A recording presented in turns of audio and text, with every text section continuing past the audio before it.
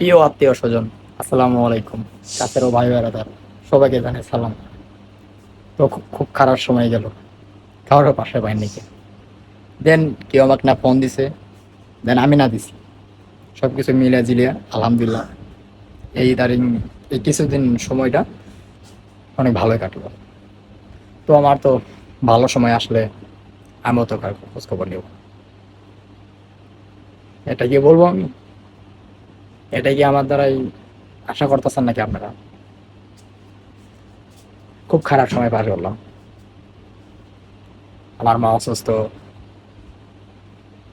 মানে কি বলবো আসলে, মা অসুস্থ, ছেলে কি ভালো থাকতে পারে? কখনোই না। যাক আলহামদুলিল্লাহ, সময় তো পার করছি, যেমনি গেছে, খারাপ ভালো গেছে, আলহামদুলিল্লাহ গেছে।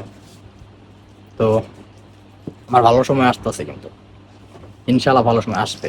আমি এটা আল্লাহর কাছে আশা করি ভালো সময় আসতেছে এবং কি আসবে।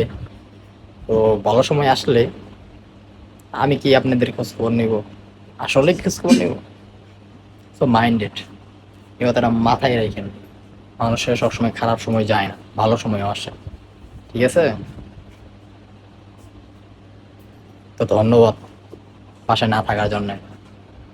সবাইকে বলছি, সবাই, ভাই বারাদার বন্ধু বান্ধব, মনে করেন যে আত্মীয় স্বজন, মানে কি বল, সবাই সবাই সবাই আসলে দেখলাম যে একদম মা ছাড়া, একদম আমার নিজের মা ছাড়া সবাই দেখলাম স্বার্থপর। সবাই স্বার্থ নিয়ে চলে। আর পৃথিবীতে এরকমই, স্বার্থ ছাড়া পৃথিবী চলে না। আপনার সঙ্গে কেউ চলতো না স্বার্থ ছাড়া, সবই স্বার্থ।